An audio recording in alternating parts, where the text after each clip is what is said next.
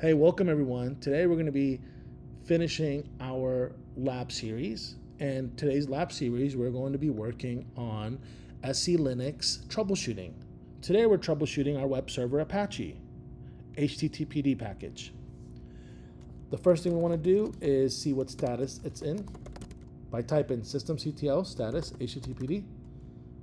Once we type that in, we can see that it's disabled and we can see that it's inactive, which is bad. It's not started and it's not enabled, meaning that when the server is rebooted, the server starts on its own. So we can do systemctl, we can do enable and then -- now. This will enable the service and start it now.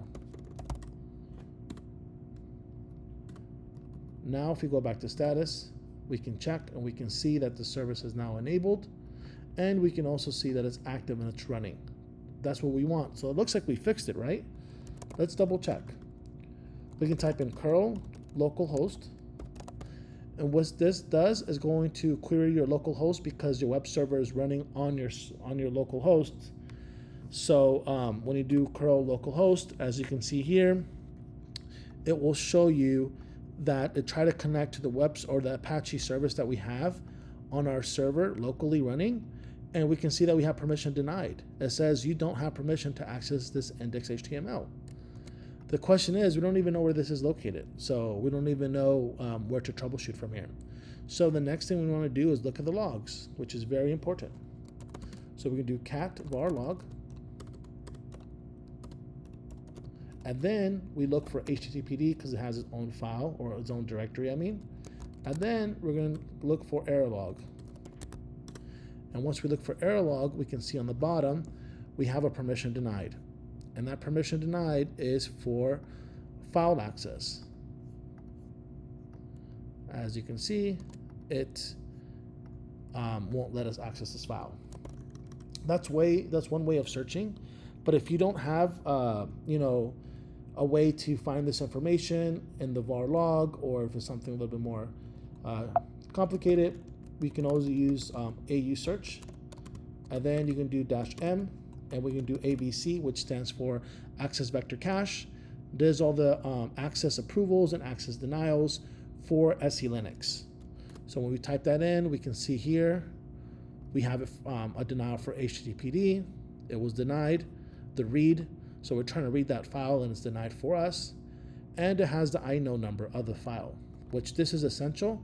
So for example, if we didn't have that log, var log, HTTPD error log, it wouldn't have told us where the file was located.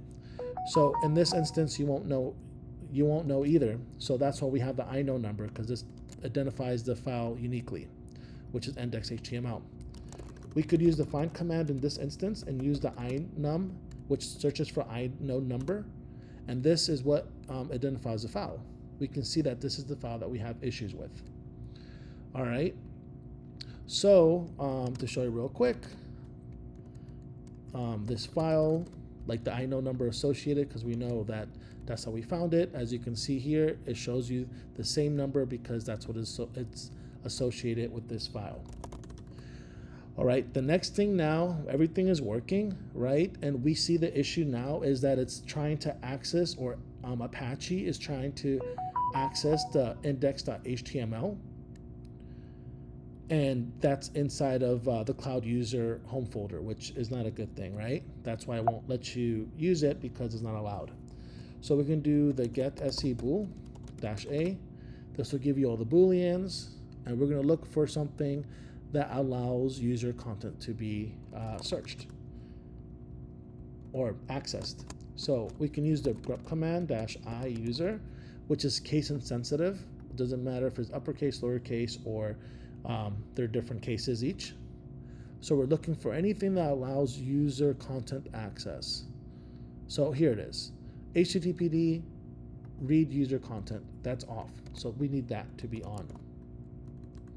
So all we need to do is now do set se-bool -p. This is permanent. Make sure this is on, because if it's not, then what happens is that when you reboot the server, you're going to have the same issue. Now, if we try to curl localhost, we can see it's successful. And that's how we solve this SELinux issue.